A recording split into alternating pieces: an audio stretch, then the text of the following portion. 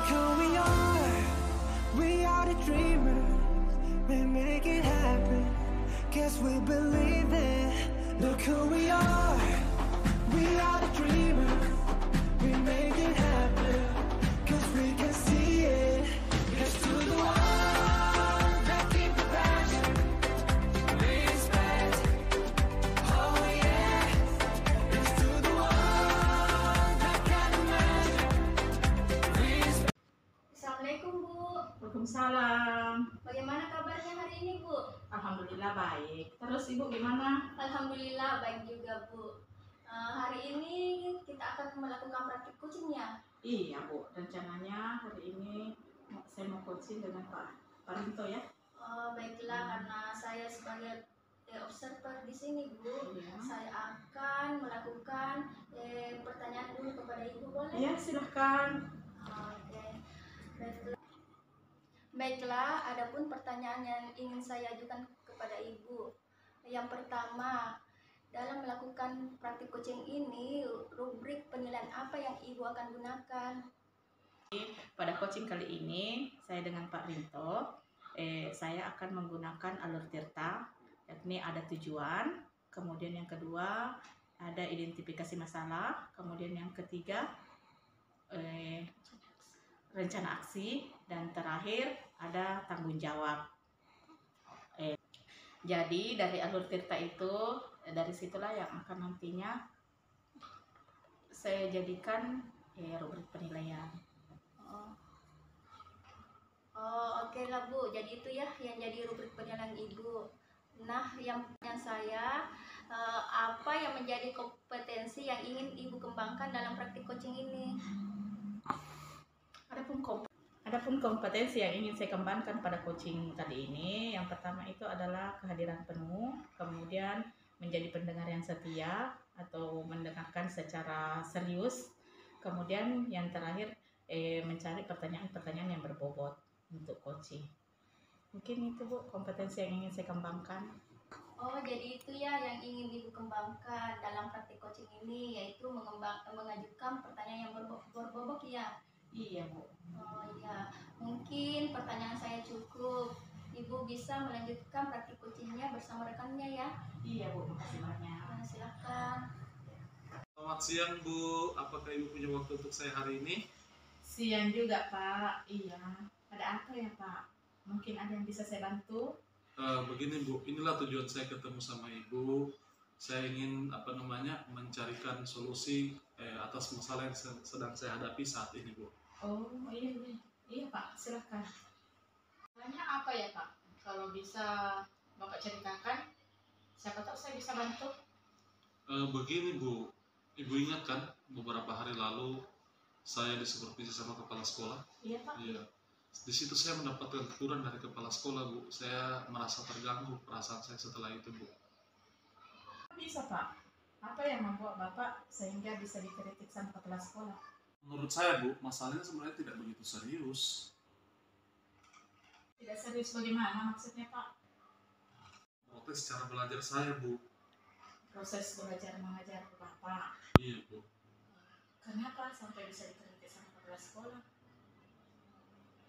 Beliau kurang senang sama saya Bu, karena saya mengajar tidak menggunakan media buku. Oh begitu. Terus bagaimana tanggapan Bapak terhadap respon kepala sekolah? Begini Bu, sejujurnya saya sudah sampaikan sama kepala sekolah bahwa saya itu mengajar menggunakan berbagai macam referensi, misalnya seperti buku perpustakaan, menggunakan media pembelajaran seperti video, poster, dan lain sebagainya. Yang penting adalah tetap mengacu pada kurikulum. Nah, mungkin hal itu yang membuat dia tersinggung. Begitu Bu. Oh, jadi masalahnya begitu. Ya, saya tanya dulu Pak, apa yang Bapak lakukan selama proses belajar mengajar di dalam kelas? Seperti yang saya katakan tadi Bu, saya itu mengajar menggunakan berbagai macam media. Kadang saya mengajak anak-anak menonton video, kemudian melihat poster-poster yang menarik yang ada hubungan dengan pembelajaran. Yang intinya adalah membuat anak-anak lebih senang dan aktif dalam belajar Bu. Kenapa Bapak tidak menggunakan buku teks? Menurut saya media yang saya gunakan itu sudah tepat Bu. Hal ini bisa dilihat dari minat siswa itu begitu senang ketika pada saat saya mengajar, Bu. Jadi saya menganggap bahwa media itu sudah tepat dan tidak pernah lari dari kurikulum. Saya selalu mengacu pada kurikulum. Sebenarnya bagus, Pak. Terus bagaimana hasilnya saat Bapak menggunakan sumber belajar lainnya? Kan kita ketahui bersama bahwa karakter anak-anak kan berbeda-beda. Oh iya ya, betul juga, Bu. Kenapa saya tidak kepikiran ke sana? Selama ini, Bu, dengan cara saya mengajar itu masih ada beberapa siswa yang hasilnya masih kurang maksimal, Bu. Masih kurang ini. Itulah Pak pentingnya buku tes. Mungkin harapan kepala sekolah selain menggunakan media belajar lain, Bapak juga harus menggunakan buku teks sebagai sumber belajar. Kalau saya pikir ada benarnya juga, Bu, ya. Bagaimana perasaannya Pak setelah Bapak bercerita kepada saya? Terus terang, Bu, akibat masalah ini, pikiran saya sering terganggu, Bu. Saya selalu merasa resah dan akibatnya banyak pekerjaan saya yang terbengkalai gara-gara masalah ini, Bu. Lalu apa yang merasa Bapak tidak nyaman selama ini? Begini, Bu, yang membuat saya tidak nyaman itu, Bu, karena kepala sekolah menyampaikan masalah ini ke pengawas. Saya takut ke depannya akan jadi masalah, Bu. Itu yang bikin saya tidak nyaman.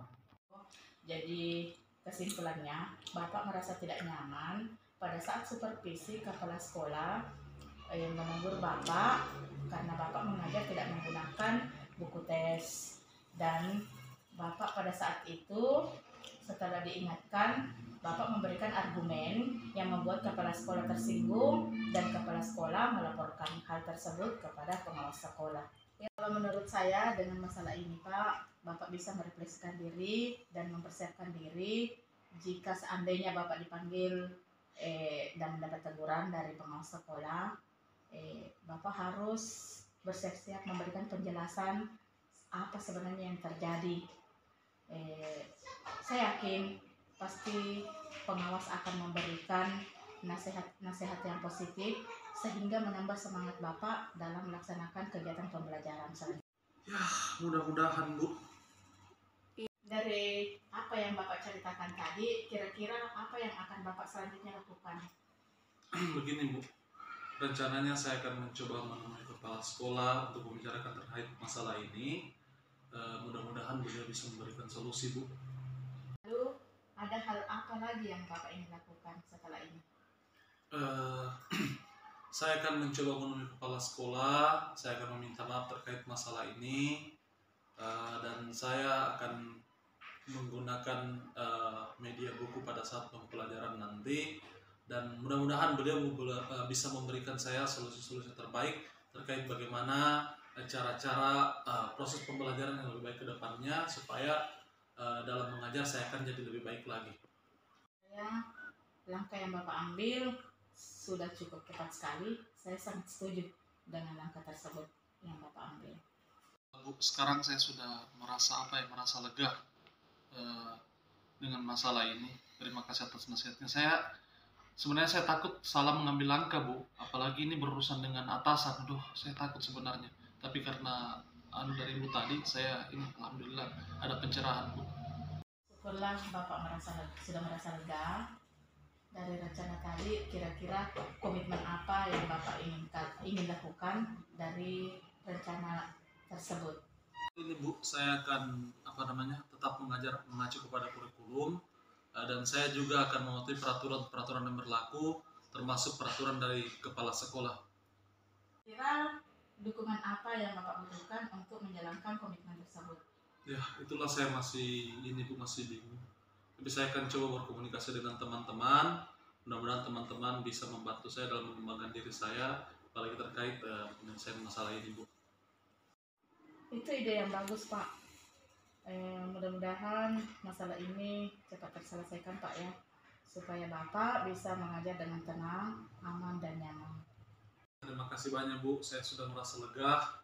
Mudah-mudahan ini jadi perbaikan selanjutnya, sehingga kita bisa menjadi guru yang memberikan teladan bagi anak-anak kita ke depannya, Bu. Amin. Ya, terima kasih, Bu. Kebetulan saya ada janji sama anak murid saya ini, Bu, mau kumpul tugas mereka. Jadi saya mau pamit pergi ke ruang kelas dulu, Bu, ya. Iya, silakan Pak, silakan. Ya, terima kasih Budi, saya mau Ya, permisi ya, ke sana. terima kasih. Silakan.